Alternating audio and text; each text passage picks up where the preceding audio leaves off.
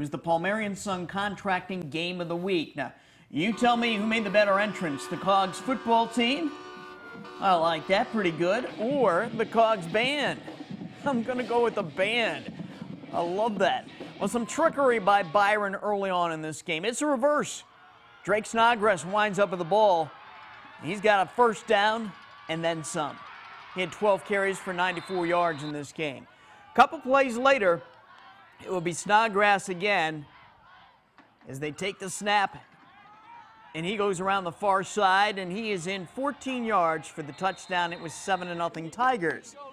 The Cogs would strike back in the first quarter. Nate Nestler is going to go deep, and he's got the pass and in for a 36-yard touchdown to tie up this game at 7. The second quarter was a defensive standoff. Here's an example of that. Hunter Zweifel getting brought down by Zach Alberts for no gain. We go to the third quarter, and the pitch will go to Snodgrass. And watch big number 77, Tyler Ellsbury, give him 2 blocks to spring him.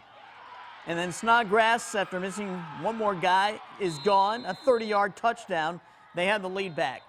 But the Cogs later capitalized after a Byron fumble. Will Franson running in for a 4-yard touchdown to tie it again at 14. But Byron got a fourth quarter touchdown, and the Tigers win a hard-fought battle, 21-14, to stay unbeaten and clinch the conference championship outright. Joining us now on the Sports Connection hotline is Byron coach Jeff Boyer. Jeff, the Cogs gave you guys all you could handle. This is probably a bit of a scary matchup for you because Coach Wilmarth at Genoa knows you guys so well, having coached with you for a few years. It was like his team had a great read on what you guys were running in this game. That familiarity he has to make this matchup a real challenge. Yeah, I'll tell you what, Chad, you know, he was a great coach. He did a great job tonight, him and his staff. So got to tip your hat to them. They did, you know, an excellent job scheming against us, and we were fortunate to come out with the win. Now, you guys put together a 90-yard game-winning touchdown drive in the fourth quarter that took 8 minutes off the clock in the fourth quarter. That was exactly what the doctor ordered because you not only got the winning points, but you also kept the ball away from the Cogs. Our kids just, you know, that was a great job of just gutting it out. You know, when it got down to the very end there, we did a good job of, you know, just moving the chains and keeping that drive going. I know you weren't happy with a couple fumbles your team had and some penalties, but it is a close game like this, a real dogfight, something that can be beneficial for your team as you prepare for the playoffs, because if nothing else, it at least reminds your guys that they're not invincible.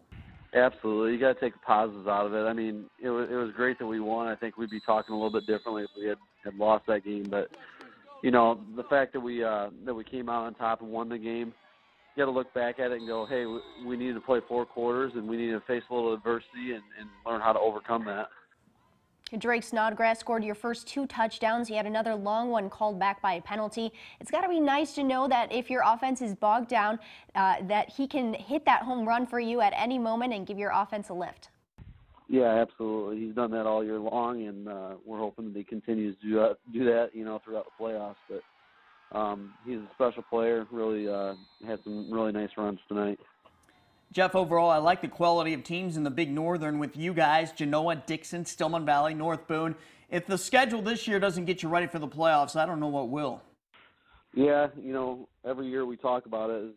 The Big Northern, you know, leaves you battle-tested and ready to go for the playoffs. And, you know, playing those types of teams, it's no different. You have another strong opponent next week in Dixon. What can you tell us about the Dukes? Really, they played. I thought they played great defense against Genoa-Kingston last week, and for them to come out and get that win was, you know, that was huge for them in their program. So definitely going to be playing another good team next week, and we got to be prepared, ready to go.